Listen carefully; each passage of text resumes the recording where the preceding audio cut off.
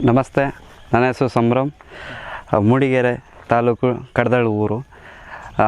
ನಂದು S K ಕೆನಲ್ಲಿ ನಿಮಗೆ ಇವತ್ತು ತೋರಿಸ್ತೀನಿ. ನನ್ನ ಹತ್ರ ಬ್ರೀಡ್ಸ್ ಇರೋವಂಥದ್ದು ಪಪ್ಪೀಸು, ಅಡಲ್ಟ್ಸ್ ಎಲ್ಲ ಇದೆ. ಅದ್ರ ಬಗ್ಗೆ ನಿಮಗೆ ಎಲ್ಲ ಥರ ಮಾಹಿತಿ ನಾನು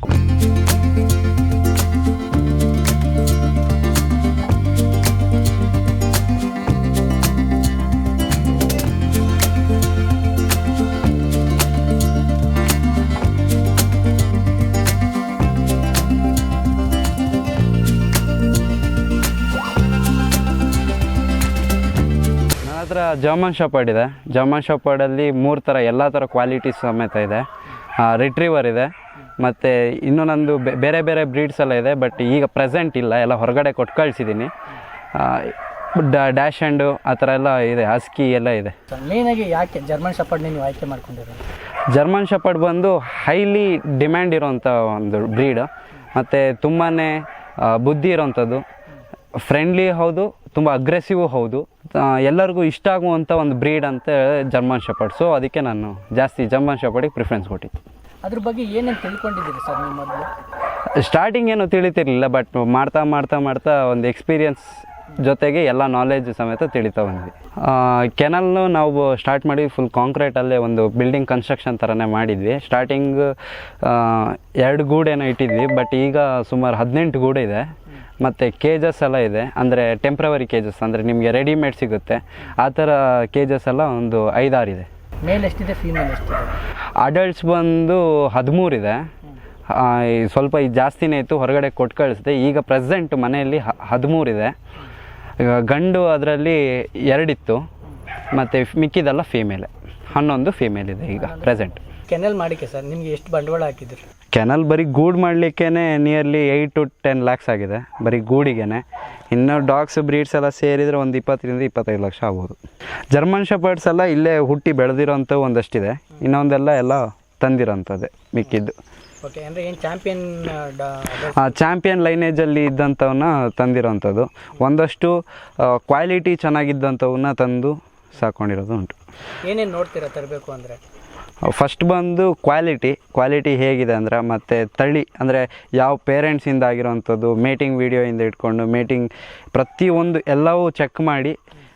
ಗಂಡಾದರೆ ಪ್ರತಿಯೊಂದು ಎಲ್ಲ ನೋಡ್ತೀವಿ, ಸಿಂಗಲ್ ಟೆಸ್ಟಿಕಲ್ಲ, ಎಲ್ಬೋ, ಮತ್ತು ಪ್ರತಿಯೊಂದು ಈಗ KCI ಸರ್ಟಿಫಿಕೇಟ್ ಮಾಡೋತ್ತಿಗೆ ಏನೇನೆಲ್ಲ ಚೆಕ್ ಮಾಡ್ತಾರೆ ಪ್ರತಿಯೊಂದು ಕೂಡ ನಾವು ಅದು ಚೆಕ್ ಮಾಡಿ ತರೋದು. ಪಪ್ಪೀಸಲ್ಲಿ ತರ್ತೀರಾ ಇಲ್ಲ ಅಡಲ್ಟ್ಸಲ್ಲಿ ಜಾಸ್ತಿ ತರ್ತೀರಾ ಸೆಲೆಕ್ಷನ್? ಪಪ್ಪಿಯಿಂದ ತಂದು ಇಟ್ಕೊಂಡ್ರೆ ನಿಮಗೆ ಮನೆಯಲ್ಲಿ ರೂಢಿ ಆಗುತ್ತೆ. ಬಟ್ ಅಡಲ್ಟ್ಸ್ ತಂದು ಇಟ್ಕೊಂಡ್ರೆ ಬಿಸ್ನೆಸ್ ಪರ್ಪಸಿಗಾದರೆ ಅಡಲ್ಟ್ಸು ತುಂಬಾ ಯೂಸ್ ಆಗುತ್ತೆ, ಅಂದರೆ ಬೇಗನೆ ಗ್ರೋತ್ ಇರುತ್ತೆ, ನನ್ನ ನೆಕ್ಸ್ಟ್ ಫರ್ದರ್ ಬಿಸ್ನೆಸ್ಸಿಗೆಲ್ಲ ಆಗುತ್ತೆ. ಜಾಸ್ತಿ ತರಿಸೋದು ಮೇಲು, ಫೀಮೇಲೆಲ್ಲ ಸ್ವಂತ ಇದರಿಂದನೇ ಬೆಳೆಸೋದು. ಯಾಕೆಂದರೆ ಈಗ ಒಂದಷ್ಟು ಜನ ಫೀಮೇಲ ಮಾರಕ್ಕಂತ ಹೋಗ್ತಾರೆ, ಬಟ್ ಏನಾಗಿರುತ್ತೆ ಅಂದರೆ ಯಾರೂ ಅಲ್ಲಿ ಸತ್ಯ ಹೇಳಲ್ಲ. ಏನಾಗುತ್ತೆ ಅಂದರೆ ಮರಿ ಹಾಕ್ದಿರೋಂಥ ಫೀಮೇಲ್ಗಳೇ ಇಷ್ಟು ಮರಿ ಹಾಕಿದೆ, ಅಷ್ಟು ಮರಿ ಹಾಕಿದೆ, ಮತ್ತು ಲೀಟ್ರ್ ಆಗುತ್ತೆ, ಇನ್ನೇನು ಫ್ರೆಶ್ ಬಿಚ್ಚು, ಇನ್ನೇನು ಮಾಡಿಸ್ಬೋದು, ಹಾಗೆ ಹೀಗೆ ಅಂತ ಹೇಳಿ ಮಾರಿಬಿಡ್ತಾರೆ. ಬಟ್ ಎಷ್ಟೋ ಜನ ತರಿಸಿ ಅದು ಫೀಮೇಲ್ ಮರಿ ಹಾಕ್ತಿರೋದು ಇರುತ್ತೆ 2-3 ವರ್ಷದಿಂದ. ಸೊ ಅಂಥ ಫೀಮೇಲ್ಗಳೆಲ್ಲ ನಾವು ಮರಿಯಿಂದನೇ ಸಾಕುವಂಥದ್ದು, ಅದು ನಮ್ಮ ಕಣ್ಣು ಮುಂದೆನೇ ಬೆಳೆಯುವಂಥದ್ದು. ಗಂಡು ಅದು ನಮಗೆ ರಿಸಲ್ಟ್ ಎಲ್ಲ ಗೊತ್ತಾಗುತ್ತೆ. ಸೊ ಹಾಗಾಗಿ ಅಡಲ್ಟ್ಸು ಅಥವಾ ಸೆಮಿ ಅಡಲ್ಟ್ಸ್ ತರ್ತೀವಿ. ಇನ್ನೂ ಕ್ವಾಲಿಟಿ ಚೆನ್ನಾಗಿತ್ತು ಅಂದರೆ ಮರಿಯಿಂದನೇ ಸಾಕ್ತೀವಿ. ಯಾವ ಥರ ನೋಡ್ಕೊಳ್ತಿದ್ದೀರಾ? ಇವಕ್ಕೆಲ್ಲ ಬೆಳಗ್ಗೆ ಅಂತ ಸ್ಟಾರ್ಟ್ ಆಗೋದೆ 6 ಗಂಟೆಯಿಂದ. 6 ಗಂಟೆ ಎಂದಿದ ತಕ್ಷಣ ಬಿಟ್ಟಿದ ತಕ್ಷಣ ಇವು ಆಟಾಡ್ತಾ ಇರ್ತವೆ. ಫುಲ್ ಸುತ್ತ ಬೌಂಡ್ರಿ ಇದೆ, ಆಟಾಡ್ಕೊಂಡಿರುತ್ತೆ. 7:15ಗೆ ಕರ್ಕೊಬಂದು ಮತ್ತೆ ಫೀಡಿಂಗ್ ಕೊಡ್ತೀವಿ. ಫೀಡಿಂಗ್ ಕೊಟ್ಟಿದ ತಕ್ಷಣ ನೆಕ್ಸ್ಟ್ ವಾಪಸ್ ಗುಡಿಗೆ ಕಳಿಸ್ತೀವಿ. ಫುಡ್ ಎಲ್ಲ ಡಯಟ್ ಯಾವ ಥರ ಪ್ಲ್ಯಾನ್ ಇದೆ? ಅಂದರೆ ಫುಡ್ಡು ಈಗ ವೆದರಿಗೆ ಒಂದೊಂದು ಥರ ಕೊಡ್ತಾ ಹೋಗ್ತೀವಿ. ಈಗ ಅದು ಸೆಕೆ ಇದ್ದಾಗ ಅದ್ರಿಗೆ ತಂಪಾಗುವಂಥ ಫುಡ್ಗಳು ಕೊಡ್ತಿರ್ತೀವಿ. ಇಲ್ಲ ಅಂದರೆ ಅದಕ್ಕೆ ಚಿಕನ್, ನಾನ್ ವೆಜ್ ಯಾವಾಗಲೂ ಇದ್ದೇ ಇರುತ್ತೆ. ಬಟ್ ಹಾಕುವಂಥ ಇಂಗ್ರೀಡಿಯೆಂಟ್ಸ್ ಎಲ್ಲ ಬೇರೆ ಬೇರೆ ಥರ ಇರುತ್ತೆ. ಅಂದರೆ ರೈಸ್ ಇದ್ದಿದ್ದು, ಒಂದೊಂದು ಟೈಮ್ ರೈಸು ಮತ್ತು ಚಿಕನ್ನು, ಆಮೇಲೆ ವೀಟು ಚಿಕನ್ನು, ರಾಗಿ ಚಿಕನ್, ಆ ಥರ ಎಲ್ಲ ಇರುತ್ತೆ. ಓಕೆ, ಈ ಜರ್ಮನ್ ಶೆಪರ್ಡಲ್ಲಿ ಸರ್ ಎಷ್ಟು ಟೈಪ್ ಇದೆ? ಜರ್ಮನ್ ಶೆಪರ್ಡಲ್ಲಿ ಈಗ ಹೊರಗಡೆ ಹೇಳೋದಾದರೆ ಲಾಂಗ್ ಕೋಟು, ಸ್ಮೂತ್ ಕೋಟು ಮತ್ತು ಶಾರ್ಟ್ ಕೋಟ್ ಅಂತ ಹೇಳ್ತಾರೆ. ಬಟ್ ಇಲ್ಲಿಯವರು ಇನ್ ಡೆಪ್ತಾಗಿ ಹೇಳ್ತಾರೆ, ಅಂದರೆ ಡಬಲ್ ಕೋಟು ಆ ಥರ ಎಲ್ಲ ಸೇರಿಸಿ ಹೇಳ್ತಾರೆ. ಈಗ long coat, double coat, semi long coat, double long coat ಅಂತೆಲ್ಲ ಹೇಳ್ತಾರೆ.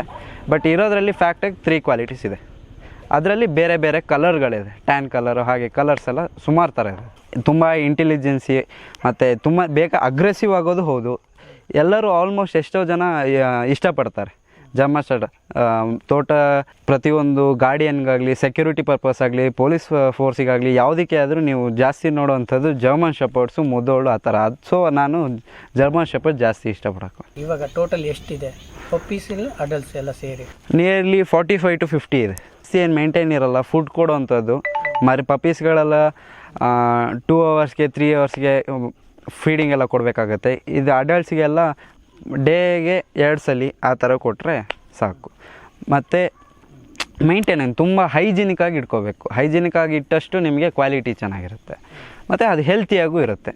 ಓಕೆ, ಬ್ರೀಡ್ಗೆ ಅಂತಲೇ ಒಂದೇ ಇಟ್ಕೊಂಡಿದ್ದೀರಾ? ಬ್ರೀಡ್ಗೆ ಅಂತ ಒಂದೇ ಕ್ವಾಲಿಟಿ ನಾನು ಇಟ್ಕೊಂಡಿದ್ದೆ, ಇನ್ನೂ ಮೇಲ್ಗಳೆಲ್ಲ ತರಕ್ಕಿದೆ. ಇವನಿಗೆಲ್ಲ ಮೇಟಿಂಗ್ ನಾನು ರೆಗ್ಯುಲರಾಗಿ ಎಲ್ಲರಿಗೂ ಕೊಡಲ್ಲ. ಅಂದರೆ ಇದ್ರದ್ದು ಕ್ವಾಲಿಟಿ ಚೆನ್ನಾಗಿದ್ದರೆ ಸೇಮ್ ಇದರಷ್ಟೇ ಸಿಮಿಲರ್ ಇದ್ದರೆ ಮೇಟಿಂಗ್ ಎಲ್ಲ ಕೊಡ್ತೀನಿ. ಒಂದು ಸಲ ಮೇಟಿಂಗಿಗೆ 2 times ಮೇಟಿಂಗ್ ಕೊಡ್ತೀನಿ. ಒಂದು 2 ತಿಂಗಳಿಗೆ 1 ಸಲ ಮೇಟಿಂಗ್ ಕೊಡ್ತೀನಿ.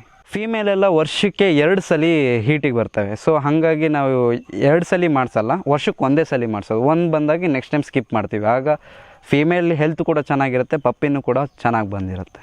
ಮತ್ತು ಪಪ್ಪೀಸ್ ಕೌಂಟ್ ಕಮ್ಮಿ ಬರೋದು, ಇಲ್ಲ ಅಂದರೆ ಪಪ್ಪಿ ಸೈಜ್ ಕಮ್ಮಿ ಬರೋಂಥದ್ದು. ಹಾಗಾಗಿ ಅದ್ರ ಹೆಲ್ತ್ ಕೂಡ ಲೈಫ್ ಸ್ಪ್ಯಾನ್ ಕೂಡ ಕಮ್ಮಿ ಆಗ್ತಾ ಬರುತ್ತೆ. ಸೊ ಇದು ಹಾಗೆ ನೋಡಿ ತಿಳ್ಕೊಂಡು ಒಂದಷ್ಟು ಜನ ಡಾಕ್ಟ್ರುಗಳು ಹೇಳ್ತಾರೆ, ನಿಮಗೆ ಗೊತ್ತಿಲ್ಲ ಅಂದರೆ ಡಾಕ್ಟ್ರುಗಳು ಕೂಡ ಸಮೇತ ಹೇಳ್ತಾರೆ ಇದನ್ನೆಲ್ಲ. ಮೀಟಿಂಗ್ ಆದಮೇಲೆ ಸರ್ ಅದು ಪ್ರೆಗ್ನೆಂಟಿ ಆಗಿದೆ ಅಂತ ಹೆಂಗೆ ಗೊತ್ತಾಗುತ್ತೆ ನಿಮಗೆ? ನಾಯಿಗಳಲ್ಲಿ ಲಾಸ್ಟ್ ಬಾಲ್ಯ ಹಿಂದ್ಗಡೆ ನಿಮಗೆ ಇದು ಗ್ರೋತ್ ಜಾಸ್ತಿ ಆಗ್ತಾ ಹೋಗುತ್ತೆ, ಮತ್ತು ನಿಪ್ಪಲ್ಸ್ ಇರೋಂಥದ್ದು ಕೂಡ ಜಾಸ್ತಿ ಆಗ್ತಾ ಹೋಗುತ್ತೆ, ದಪ್ಪ ಆಗ್ತಾ ಇರುತ್ತೆ. ಆಟೋಮೆಟಿಕ್ ಅದ್ರ ಸೈಜ್ ಕೂಡ ಜಾಸ್ತಿ ಆಗ್ತಾ ಇರುತ್ತೆ ಹೊಟ್ಟೆದೆಲ್ಲ. ಅವಾಗ ಯಾವ ರೀತಿ ಕೇರ್ ಮಾಡ್ತೀರಾ ಸರ್ ನೀವು? ತುಂಬಾ ಜೋಪಾನಾಗಿ ಕೇರ್ ಮಾಡ್ತೀವಿ. ಅಂದರೆ ಯಾವುದೇ ಕಾರಣಕ್ಕೂ ಬೊಗಳಬಾರ್ದು ಅಂತ ಹೇಳ್ತೇವೆ. ಅಂದರೆ ಪಪ್ಪಿ ಮರಿ ಹಾಕ್ದಿರೋಂಥದ್ದು ಕಷ್ಟ ಆಗ್ಬೋದು. ಜಾಸ್ತಿ ಆಟ ಆಡೋಕ್ಕೆ ಹೋಗಬಾರ್ದು, ಬೊಗಳುತ್ತಾ ಕುಣಿತಾ ಆ ಥರ ಆಡೋಕ್ಕೆ ಹೋಗ್ಬೋದು. ಸ್ವಲ್ಪ ಕೇರಾಗಿ ನೋಡ್ಕೋಬೇಕು. ಮತ್ತು ಫುಡ್ಡು ಕೂಡ ನೀಟಾಗಿ ಮೇಂಟೈನ್ ಮಾಡಬೇಕಾಗುತ್ತೆ. ಫುಡ್ಡು ಆ ಟೈಮಲ್ಲಿ ಎಷ್ಟು ಕೊಡ್ತೀರಾ? ಫುಡ್ಡು ಆಗ ಪರ್ ಡೇ 3 times ಕೊಡ್ತಾ ಹೋಗ್ತೀವಿ. ಪರ್ ಡೇ ಬೇರೆಯವಕ್ಕೂ ಕೊಡ್ತೀವಿ. ಬಟ್ ಫುಡ್ ಅಂದರೆ ನಾವು ರೈಸ್, ಚಿಕನ್ನು ಮತ್ತು ರಾಯಲ್ ಕೆನೆನ್ನು ಮತ್ತು ಪೆಡಿಗ್ರಿ ಈ ಥರ ಎಲ್ಲ ಕಂಟಿನ್ಯೂಸ್ ಕೊಡ್ತಾ ಹೋಗ್ತೀವಿ. ಬಟ್ ಈಗ ಬೇರೆಕ್ಕೆಲ್ಲ ಪ್ರೆಗ್ನೆನ್ಸಿ ಇಲ್ದಿದ್ದಕ್ಕೆಲ್ಲ ಸ್ವಲ್ಪ ಒಂದು ಬೌಲ್ ಅಷ್ಟು ಕೊಡ್ತಾ ಹೋಗ್ತೀವಿ. ಬಟ್ ಇದಕ್ಕೆ ಹೆಂಗೆ ಅಂದರೆ ಅದಕ್ಕೆ ಯಾವಾಗ ಹಶು ಆಗುತ್ತೋ ಅವಾಗೆಲ್ಲ ರಾಯಲ್ ಕೆನೆಲ್ ಕೊಡ್ತಾನೆ ಇರ್ತೀವಿ ಫೀಮೇಲ್ಗಳಿಗೆ. ಎಷ್ಟು ತಿಂಗಳಿಗೆ ಕರೆಕ್ಟಾಗಿ ಮರಿ ಹಾಕುತ್ತೆ ಸರ್? ಅದೇ ನಾವು ಕ್ರಾಸ್ ಮಾಡಿಸಿದಾಗ ಮರಿ ಹಾಕುತ್ತೆ 6 ತಿಂಗಳಿಗೆ ಒಂದ್ಸಲಿ. ಈಗ ಎಷ್ಟೋ ಜನ 6 ತಿಂಗಳಿಗೆ ಮಾಡಿಸ್ಬಿಡ್ತಾರೆ ಒಂದಷ್ಟು ಜನ. ಹಂಗೆ ಮತ್ತು ವರ್ಷಕ್ಕೆ ಒಂದ್ಸಲಿ ನಾವು ಮರಿ ಹಾಕ್ಸೋದು ಆ ಥರ. ಮರಿ ಹಾಕಿದ ಮೇಲೆ ನಿಮಗೆ ಫೀಡಿಂಗು ಒಂದು 20-30 ದಿನ ತಾಯಿ ಹತ್ರ ಬಿಟ್ಟಿರ್ತೀವಿ. ಜಾಸ್ತಿ ಅಂದರೆ 24 ದಿನ 25 ದಿನ ತಾಯಿ ಹತ್ರ ಬಿಟ್ಟಿರ್ತೀವಿ. ಆಮೇಲೆ ಅದಕ್ಕೆ ಹಲ್ಲು ಬರುತ್ತೆ, ತುಂಬ ಶಾರ್ಪ್ ಇರುತ್ತೆ. ಮತ್ತು ತಾಯಿಗೂ ಅದು ಕೂಡ ಬಿಟ್ಟು ಹೋಗ್ತಿರುತ್ತೆ. ಯಾಕೆ ತಾಯಿ ಫೀಡಿಂಗ್ ಕೊಡೋದು ಕಮ್ಮಿ ಮಾಡುತ್ತೆ. ಆಮೇಲೆ ಒಂದಷ್ಟುಗೆ ಇದು ಸಿರ್ಲ್ಯಾಕ್, ರಾಯಲ್ ಕೆನೆಲ್ಲ ಸ್ಟಾರ್ಟ್ ಮಾಡ್ತೀವಿ. 40-45 ದಿನಕ್ಕೆ ಪಪ್ಪಿಗಳನ್ನ ಕೊಡ್ತೀವಿ ಹೊರಗಡೆಗೆ. ತಾಯಿನ ಮತ್ತು ಪಪ್ಪಿಗಳನ್ನ ಯಾವ ರೀತಿ ಕೇರ್ ಮಾಡ್ತೀರಾ ಆ ಟೈಮಲ್ಲಿ ಸರ್? ತುಂಬಾ ಕೇರ್ಫುಲ್ಲಾಗಿ ನೋಡ್ಕೋಬೇಕು. ಯಾಕೆಂದರೆ ಒಂದಷ್ಟು ಡೆತ್ ಆಗಿಬಿಡ್ತವೆ. ಏನಂದರೆ ತಾಯಿ ಮರಿ ಮೇಲೆ ಮಲ್ಕೊಬಿಡೋದು, ಇಲ್ಲ ಫೀಡಿಂಗ್ ಚೆನ್ನಾಗಿ ಕೊಡದೆ. ಒಂದಷ್ಟು ಜನಕ್ಕೆ ಏನಾಗುತ್ತೆ ಅಂದರೆ ತಾಯಿಗೆ ಹಾಲಿರಲ್ಲ. ಆಗೇನಾಗುತ್ತೆ, ತಾಯಿದು ಹಾಲೇ ಅಂತಲೇ ಬರುತ್ತೆ ರೂಲ್ಸಲ್ಲಿ. ಅದರದ್ದೇ ಆದಂಥ ಸಿರ್ಲ್ಯಾಕ್ ಅಂತ ಬರುತ್ತೆ, ಅದನ್ನು ಕೊಟ್ಟು ಫೀಡ್ ಮಾಡಬೇಕಾಗುತ್ತೆ. ಒಂದೊಂದು ಟೈಮು ಹಗಲು ರಾತ್ರಿ ಎಲ್ಲ ನೋಡ್ಕೋಬೇಕಾಗತ್ತೆ. 2 hours 3 hoursಗೆಲ್ಲ ಒಂದೊಂದು ಟೈಮ್ ಫೀಡಿಂಗ್ಗಳು ಕೊಡಬೇಕಾಗತ್ತೆ. ಮರಿಗಳು ಚೆನ್ನಾಗಿ ಗ್ರೋತ್ ಆಗಬೇಕು ಅಂದರೆ ಏನು ಮಾಡ್ತೀರಾ? ಮರಿಗಳು ಯಾವುದು ಫೀಮೇಲ್ದಿಗೆ ಹಾಲು ಚೆನ್ನಾಗಿ ಕೊಡಬೇಕು, ಎದೆ ಹಾಲು ನೀಟಾಗಿ ಕೊಡಿಸ್ಬೇಕು. ಆಮೇಲೆ ಸಿರ್ಲ್ಯಾಕ್ ಮತ್ತು ರಾಯಲ್ ಕ್ಯಾನಿನ್ನು ಫೀಡ್ ಮಾಡ್ತಿದ್ದಂಗೆ ಕ್ವಾಲಿಟಿ ಚೆನ್ನಾಗಿರ್ತಂತೂ ಹ್ಯೂಜ್ ಬ್ರೀಡ್ ಬಂದೇ ಬರುತ್ತೆ. ಓಕೆ, ಪಪ್ಪೀಸ್ಗೆಲ್ಲ ವ್ಯಾಕ್ಸಿನೇಷನ್ ಯಾವ ರೀತಿ ಮಾಡ್ತೀರಾ? ಪಪ್ಪಿಯಲ್ಲಿ 45 days ಆದಮೇಲೆ ನಾವು ಪಪ್ಪಿ ಡಪ್ಪಿ ಅಂತ ಕೊಡ್ತೀವಿ. ಅದಕ್ಕೂ ಮುಂಚೆ ಡಿವಾರ್ಮಿಂಗ್ ಎಲ್ಲ ಮಾಡ್ತಾಯಿರ್ತೀವಿ, ವಾರಕ್ಕೊಂದ್ಸಲ ಎಲ್ಲ ಮಾಡ್ತಾಯಿರ್ತೀವಿ. ಅದಾದಮೇಲೆ 90 daysಗೆಲ್ಲ ವ್ಯಾಕ್ಸಿನೇಷನ್ ಇರುತ್ತೆ. ಈಗ ಅದು ಪೀರಿಯಡ್ಸ್ ಅಂತಿರುತ್ತೆ. ಒಂದು ಇಂಜೆಕ್ಷನ್ ಈ ಟೈಮಲ್ಲಿ ಕೊಟ್ಟರೆ ಇನ್ನೊಂದು ಇಂಜೆಕ್ಷನ್ ಇನ್ನೊಂದು ಟೈಮ್ ಕೊಡಬೇಕಂತ ಇರುತ್ತೆ. ಆ ಥರ ಇರುತ್ತೆ ವ್ಯಾಕ್ಸಿನೇಷನ್ ಎಲ್ಲ. ಓಕೆ, ನಿಮ್ಮಲ್ಲಿರೋ ಪಪ್ಪಿಗಳು ಎಷ್ಟು ಆಕ್ಟಿವ್ ಆಗಿದ್ದಾವೆ ಸರ್ ಇವಾಗ? ಪಪ್ಪಿಗಳು ತುಂಬಾ ಆ್ಯಕ್ಟಿವ್ ಆಗಿದೆ ಸರ್, ಹೈಪರ್ ಆ್ಯಕ್ಟಿವ್ ಆಗಿದ್ದಾವೆ. ಅಂದರೆ ಒಂದು ಕಡೆ ನಿಲ್ಲಲ್ಲ, ಜಿಗಿತಾ ಇರ್ತವೆ, ಅಷ್ಟು ಹೈಪರ್ ಆ್ಯಕ್ಟಿವ್ ಇದೆ. ಮೇಲೆ ಅಲ್ಲಿ ಫೀಮೇಲೆ ಅಲ್ಲಿ ಅವಕ್ಕೆ ಹೆಲ್ತ್ ಏನೇನು ಪ್ರಾಬ್ಲಮ್ ಬರುತ್ತೆ? ಜಾಸ್ತಿ ನಮ್ಮ ಸೈಡ್ ಅಂದರೆ ಚಿಕ್ಕಮಂಗ್ಳೂರು ಸೈಡ್ ನಾನು ನೋಡೋಂಥದ್ದೇ ಪಾರ್ವ ಬರೋದು ಜಾಸ್ತಿ. ಪಾರ್ವ ಅಂದರೆ ಇದರಲ್ಲಿ ಟಿಕ್ಸ್ ಮೈಗೆ ಹತ್ತಿಬಿಡುತ್ತೆ. ಈ ಡಾಗ್ಸ್ಗಳಲ್ಲಿ ಟಿಕ್ಸ್ ಇರುತ್ತೆ, ಆ ಟಿಕ್ಸ್ಗಳಿಂದ ಪಾರ್ವ ಎಲ್ಲ ಬರುತ್ತೆ. ಇನ್ನು ಕೆಲವೊಂದು ಬಾಡಿ ಎಲ್ಲ ಹ್ಯೂಜ್ ಆಗ್ತಿದೆ, ಅಂದರೆ ವಾಕ್ ಮಾಡಲ್ಲ, ತುಂಬ ಸೋಂಬೇರಿ ಅಂಥವಕ್ಕೆಲ್ಲ ಹಾರ್ಟ್ ಅಟ್ಯಾಕ್ ಬಂದುಬಿಡುತ್ತೆ. ಇನ್ನು ಆ ಥರ ಇಷ್ಟು ಹೆಲ್ತಿಯಾಗಿ ಹಾರ್ಟ್ ಅಟ್ಯಾಕ್ ಬಿಟ್ಬಿಟ್ರೆ ಇನ್ಯಾವ ಕಾಯಿಲೆನೂ ಸಮೇತ ಬರಲ್ಲ. ಮಾರ್ಕೆಟಿಂಗ್ ಯಾವ ರೀತಿ ಮಾಡ್ತಾ ಇದ್ದೀರಾ? ಮಾರ್ಕೆಟಿಂಗ್ ಬಂದು ನಾನು ಇಲ್ಲಿ ಈ ಲೋಕಲ್ಸಲ್ಲಿ ನಾನು ಯಾರು ಜಾಸ್ತಿ ಕೊಟ್ಟಿಲ್ಲ. ಅಂದರೆ ಪ್ರೈಸಿಗೆಲ್ಲ ನೋಡಿದಾಗ ಹೊರಗಡೆ ಹೋಗುತ್ತೆ ಜಾಸ್ತಿ. ಕ್ವಾಲಿಟಿ ಚೆನ್ನಾಗಿದ್ದಂಗೆ ಯಾರು ಕೂಡ ಬಿಡಲ್ಲ. ಒಂದ್ಸಲಿ ಮುಂಚೆ ಎಲ್ಲ ಕಷ್ಟ ಆಗ್ತಿತ್ತು ಪಪ್ಪೀಸ್ ಎಲ್ಲ ಕೊಡೋತ್ತಿಗೆ. ಬಟ್ ಯಾವಾಗ ನಮ್ಮದಕ್ಕೆ ಪಪ್ಪಿ ತೊಗೊಂಡು ಹೋಗಿರ್ತಲ್ಲ ಆ ಕಸ್ಟಮರ್ ಅವ್ರ ಬ್ರ್ಯಾಂಡ್ ಅಂಬಾಸಿಡರ್ ಆಗ್ಬಿಡ್ತಾರೆ. ಯಾಕೆಂದರೆ ಅವ್ರ ಮನೇಲಿ ಸಾಕಿದ್ದಾರೆ ಅಂದರೆ ಅಕ್ಕಪಕ್ಕ ನೋಡೇ ಇನ್ನೊಂದು ತರಿಸ್ಕೊತಾರೆ. ಯಾಕೆಂದರೆ ಅಷ್ಟು ಚೆನ್ನಾಗಿರುತ್ತೆ ಕ್ವಾಲಿಟಿ ಚೆನ್ನಾಗಿದ್ದಂತೂ ನಾವು ಬಿಸ್ನೆಸ್ ಆರಾಮಾಗಿ ಮಾಡ್ಕೊಂಡು ಹೋಗ್ಬೋದು. ಮತ್ತು ಯೂಟ್ಯೂಬ್ಗಳಲ್ಲಿ ಮತ್ತು ವಾಟ್ಸಪ್ಪಲ್ಲಿ ಎಲ್ಲ ಕಡೆ ಶೇರ್ ಆದಾಗ ರೀಸೇಲರ್ಸ್ ಎಲ್ಲ ಇರ್ತಾರೆ, ಅವರು ಎಲ್ಲ ತುಂಬ ಮೂವ್ ಮಾಡ್ತಾರೆ. ಈಗ ಸರ್ ನಿಮ್ಮ ಕಸ್ಟಮರು ಯಾವ ರೀತಿ ಕೇಳ್ತಾರೆ? ಏನು ವಿತ್ KCI ಪೇಪರ್ ಕೇಳ್ತಾರೆ, ಹಂಗೆ ಜನರಲ್ಲಾಗಿ ಪಪ್ಪೀಸ್ ನೋಡ್ಬಿಟ್ಟು ತೊಗೊತಾರೆ ಅವರು? ಕೆಲವೊಬ್ಬರು ಮನೇಲೇ ಸಾಕೊಳ್ಳೋರೆಲ್ಲ KCI ಪೇಪರ್ ಕೇಳೋಲ್ಲ, ಕ್ವಾಲಿಟಿ ಚೆನ್ನಾಗಿರ್ಬೇಕಂತ ಕೇಳ್ತಾರೆ. ಇನ್ನು ಕೆಲವರು ಕೂದಲು ಇಲ್ದಿದ್ದಂತೆಲ್ಲ ಕೇಳ್ತಾರೆ, ಶಾರ್ಟ್ ಕೋಟ್ ಎಲ್ಲ ಕೇಳ್ತಾರೆ. ಇನ್ನು ಕೆಲವು ಕಸ್ಟಮರ್ಸ್ ಎಲ್ಲ ಬಂದು ಲಾಂಗ್ ಕೋಟ್ ಎಲ್ಲ ಕೇಳ್ತಾರೆ, ಇನ್ನು ಕೆಲವರು ಶಾರ್ಟ್ ಕೋಟ್ ಕೇಳ್ತಾರೆ. ಇನ್ನು ಕೆಲವರು KCI ಪೇಪರ್ ಕೇಳಲ್ಲ, ಒಂದು ಜಾಸ್ತಿ ಮನೇಲಿ ಸಾಕೋ ಅಂಥವ್ರು ಬ್ರೀಡರ್ಸ್ಗಳಾದರೆ ಕೇಳ್ತಾರೆ, KCI ಪೇಪರ್ ಕೇಳ್ತಾರೆ. ಇನ್ನು ಕೆಲವರು KCI ಪೇಪರ್ ಬೇಡ, ಒಳ್ಳೆ ಕ್ವಾಲಿಟಿ ಕೊಡಿ ಅಂತ ಕೇಳ್ತಾರೆ. ಇಲ್ಲಿವರೆಗೂ ನಮ್ಮದು ಕ್ವಾಲಿಟಿ ಹಾಗೇ ಇದೆ, ಪ್ರೈಸ್ ಕೂಡ ಹಾಗೆ ಇದೆ. ಕ್ವಾಲಿಟಿ ಚೆನ್ನಾಗಿದ್ರೆ ನಿಮ್ಮ ಬಜಾರು ನಿಮ್ಮ ಎಲ್ಲ ಕೂಡ ಹಾಗೇ ಇರುತ್ತೆ. ಯಾವುದೇ ರೀತಿ ರೇಸು ಮತ್ತು ಕಮ್ಮಿ ಆಗುವಂಥದ್ದು ಆ ಥರ ಇರಲ್ಲ. ಈಗ ನಾನು ಈ ಒಂದು ಪ್ರೈಸಿಂಗ್ ಮಾಡ್ತಿದ್ದೀನಿ ಅಂದರೆ ಅದೇ ಪ್ರೈಸಿಂಗ್ ನೆಕ್ಸ್ಟು ಕೂಡ ಮಾಡ್ತೀನಿ. ಹಾಗೆ ಕ್ವಾಲಿಟಿ ಹಾಗೆ ಇರುತ್ತೆ. ಅಂದರೆ ನನಗೆ ನನ್ನ ಕೆನಲಿಂದ ವರ್ಷಕ್ಕೆ 300 ಮರಿಯಾರು ಹೋಗುತ್ತೆ. 250 300 ಪಪ್ಪೀಸಾರು ಹೋಗುತ್ತೆ. ಈ ಪಪ್ಪೀಸ್ ನೀವು ಎಲ್ಲೆಲ್ಲಿ ಕೊಟ್ಟಿದ್ದೀರಾ ಸರ್? ತೆಲಂಗಾಣ, ಆಂಧ್ರ ಪ್ರದೇಶ ಮತ್ತು ತಮಿಳ್ನಾಡು ಮತ್ತು ಪಂಜಾಬು ಇಂಥ ಕಡೆ ಎಲ್ಲ ಕೊಡ್ತಿರ್ತೀನಿ.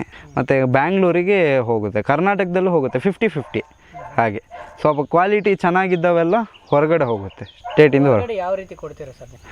ಟ್ರಾವೆಲ್ಸ್ ಬುಕ್ ಮಾಡಬೇಕಾಗತ್ತೆ. ಇಲ್ಲಾಂದರೆ ಕೆಲವು ಕಸ್ಟಮರ್ಸು ಬ್ಯಾಂಗ್ಳೂರು ತನಕ ಹೆಂಗಾರು ತರಿಸ್ಕೊಡಿ, ಬ್ಯಾಂಗ್ಳೂರಿಂದ ನಾವು ಕಲೆಕ್ಟ್ ಮಾಡ್ತೀವಿ ಅಂತ ಹೇಳ್ತಾರೆ. ಇನ್ನು ಕೆಲವರು ನಮ್ಗೆ ಅಲ್ಲಿಗೆ ಬೇಕು ಅಂದಾಗ ಬುಕ್ ಮಾಡಿ ಟ್ರಾನ್ಸ್ಪೋರ್ಟೇಷನ್ ಎಲ್ಲ ಚಾರ್ಜ್ ಅವರು ತೊಗೊತಾರೆ. ಹಾಗೆ. ಓಕೆ, ಏನು ಪ್ರೈಸ್ ಇರುತ್ತೆ ಸರ್ ಪಪ್ಪೀಸ್ಗೆಲ್ಲ? ಸರ್ ಈಗ ಒಂದೊಂದು ಕೋಟ್ ನಾ ಹೇಳ್ದಂಗೆ ಕೋಟ್ ಮೇಲೆ ಡಿಫ್ರೆನ್ಸ್ ಇರುತ್ತೆ. ಇಲ್ಲಿ ಎಲ್ಲ ಶಾರ್ಟ್ ಕೋಟ್ ಎಲ್ಲ 5 to 11K ಹಾಗೆಲ್ಲ, ಅಂದರೆ 11,000 ತನಕ ಹೋಗುತ್ತೆ. ಡಬಲ್ ಕೋಟ್ ಎಲ್ಲ 13,000ದಿಂದ 18,000 ಹಂಗೆ ಹೋಗುತ್ತೆ. ಲಾಂಗ್ ಕೋಟೆಲ್ಲ ನಿಮಗೆ 30ರಿಂದ 1 ಲಕ್ಷ ತನಕನೂ ಇದೆ. ಪಪ್ಪಿ ಇದೆ ಅಂದರೆ ಅವರು ಆಟೋಮೆಟಿಕ್ ತೊಗೊತಾರೆ. ಯಾಕೆಂದರೆ ಹಿಂದೆ ಮುಂದೆ ನೋಡಲ್ಲ. ಯಾಕೆಂದರೆ ಕ್ವಾಲಿಟಿ ಅವ್ರು ಒಂದ್ಸಲಿ ನೋಡಿದರೆ ಆಟೋಮೆಟಿಕ್ ತೊಗೊತಾ ಇರ್ತಾರೆ. ಈಗ ಲಾಂಗ್ ಕೋಟ್ ಎಲ್ಲ ಜಾಸ್ತಿ ಹೋಗೋದು ನಮ್ಮ ಕೆನಲಿಂದ. ಕಸ್ಟಮರ್ ನಿಮಗೆ ನಂಬಿಕೆಯಾಗಿ ಇರಬೇಕಂದ್ರೆ ಏನು ಒಂದು ಬದ್ಧತೆ ಮಾಡಿಕೊಂಡಿದ್ದೀರಿ? ಸುಳ್ಳು ಹೇಳುವಾರ ಸರ್, ಅಷ್ಟೇ. ಅದೇನಿದೆ ಅದೇನೇ ಹೇಳಬೇಕು, ಸುಳ್ಳು ಬೇರೆ ಏನು ಹೇಳ್ಕೊಬಾರ್ದು. ಮತ್ತು ಅವರೊಟ್ಟಿಗೆ ರಿಲೇಷನ್ಶಿಪ್ ಚೆನ್ನಾಗಿರಬೇಕು. ಇವತ್ತು ನಾನು ಮರಿ ಕೊಟ್ಟು ನಾಳೆ ಒಂದಿನ ಕಾಲ್ ಮಾಡಿದಾಗ ರಿಸೀವ್ ಮಾಡದೇ ಇರೋವಂಥದ್ದು ಆ ಥರ ಎಲ್ಲ ಆಗಬಾರ್ದು. ಅವ್ರಿಗೆ ಏನು ಪ್ರಾಬ್ಲಮ್ಸ್ ಇದೆ, ಅವ್ರಿಗೆ ಏನು ಗೊತ್ತಿರಲ್ಲ, ಪ್ರತಿಯೊಂದು ಸಮೇತ ಅವ್ರಿಗೆ ಹೇಳ್ಕೊಡ್ಬೇಕು. ಒಂದು ಮಗು ಹೆಂಗೆ ಬೆಳೆದು ಹೆಂಗೆ ಏನೇನು ತಿನ್ನಿಸ್ಬೇಕು ಅಂತ ಪ್ರತಿಯೊಂದು ಸಮೇತ ಹೇಳ್ಕೊಟ್ಟಾಗ ಆಟೋಮೆಟಿಕ್ ಬಾಂಡಿಂಗ್ ಚೆನ್ನಾಗಿರುತ್ತೆ. ಅದು ಬಿಸ್ನೆಸ್ ಕೂಡ ಮುಂದೆ ಬಾಂಡಿಂಗ್ ಇದ್ದಿದ್ದು ನೆಕ್ಸ್ಟ್ ಬಿಸ್ನೆಸ್ಗಾಗಿ ನೆಕ್ಸ್ಟ್ ಬೇರೆ ಎಲ್ಲ ಬರ್ತಾ ಇರುತ್ತೆ. ಕ್ವಾಲಿಟಿನೂ ಚೆನ್ನಾಗಿ ಮೇಂಟೈನ್ ಮಾಡ್ಕೊಂಡು ಕೊಟ್ಟರೆ ತೊಗೊತ ಹೋಗ್ತಾರೆ. ಈಗ 20,000 ರೂಪಾಯಿನ ನಾನು 50,000ಕ್ಕೆ ಮಾರೋಕ್ಕಾಗಲ್ಲ. ಈ 20,000 ರೂಪಾಯಿನ 20,000ಕ್ಕೆ ಮಾರಿದಾಗ ಕ್ವಾಲಿಟಿ ಚೆನ್ನಾಗಿರುತ್ತೆ. ಇಲ್ಲಿ ನಮ್ಮ ಮನೇಲಿ ಯಾರು ಹೇಳಿದ್ರು ಮಕ್ಕಳು ಅಂತ ನೋಡೋದು, ನಾಯಿಗಳಂತ ಯಾರು ನಾವು ಹೇಳೋದೇ ಇಲ್ಲ. ಮನೇಲಿದ್ದಾಗೆಲ್ಲ ಮಕ್ಕಳು ಅಂತಲೇ ಹೇಳೋದು. ಅವನಿಗೊಂದು ಹೆಸರಿಟ್ಟಾಗ ಅವನು ಇವಳೆ ಅಂತಲೇ ಕರೆಯೋದು. ಯಾವುದೇ ಕಾರಣಕ್ಕೂ ಯಾವಾಗಲೂ ಕಟ್ ಹಾಕೋದಾಗಲಿ ಆ ಥರ ಮಾಡೋದೇ ಇಲ್ಲ. ನಿಮಗೆ ಎಷ್ಟು ಫ್ರೀಡಮ್ಮಾಗಿ ಎಷ್ಟು ಇದರಿಂದ ಅಷ್ಟು ಹೆಲ್ತಿಯಾಗಿರುತ್ತೆ, ಅಷ್ಟು ಕ್ವಾಲಿಟಿಯಾಗಿರುತ್ತೆ.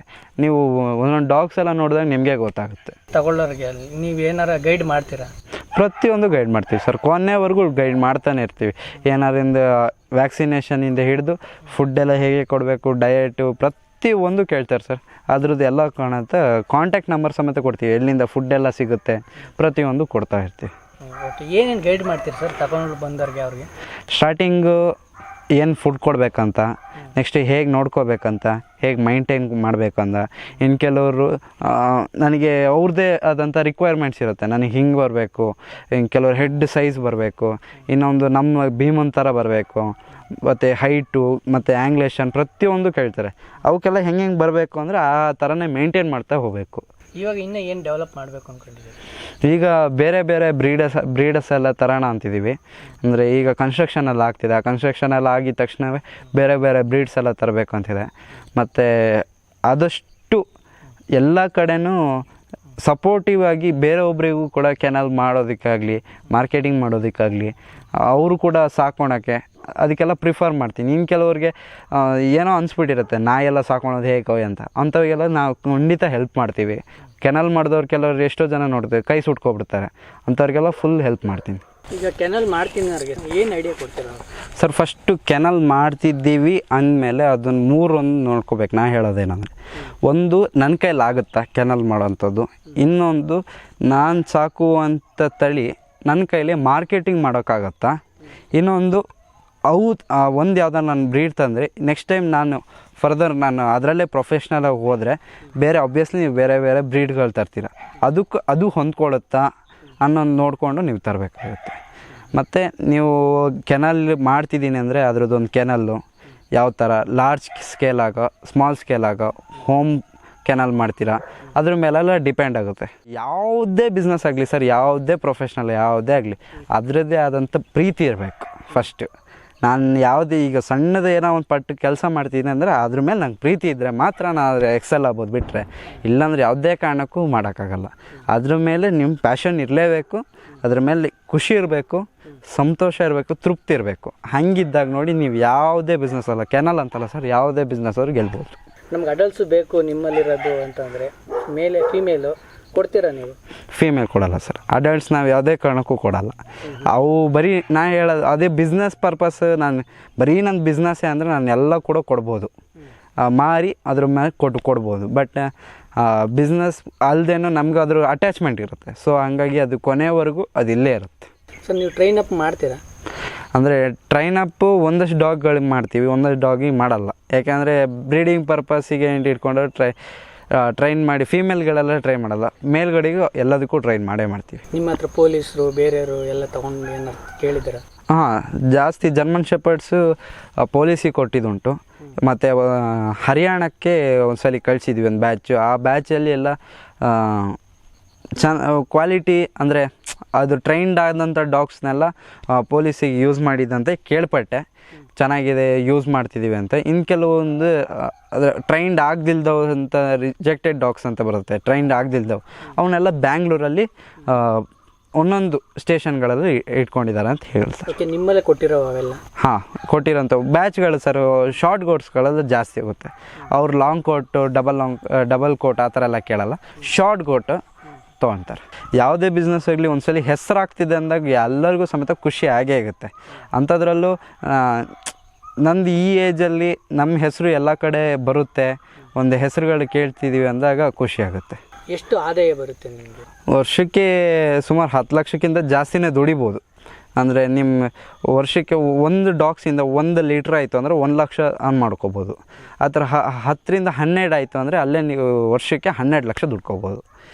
ನೀವು ಬ್ರೀಡ್ಸ್ ಮೇಲೆ ಹೆಂಗೆ ನೋಡ್ಕೊತೀರಾ ಅನ್ನೋದ ಮೇಲೆ. ವರ್ಷಕ್ಕೆ ಒಂದೇ ಸಲ ಆಯಿತು ಅಂದರೆ 1ನೇ ತಿಂಗಳು ಈ ವರ್ಷ ಆಗ್ತದೆ ಅಂದರೆ ಮುಂದಿನ ತಿಂಗಳು ಅದೇ ತಿಂಗಳಲ್ಲಿ ಬ್ರೀಡಿಂಗ್ ಆಗಿರುತ್ತೆ. ಸೊ ಹಾಗೆ ನಿಮಗೆ 12 ರಿಂದ ಹೆಚ್ಚೇ ದುಡ್ಕೋಬೋದು.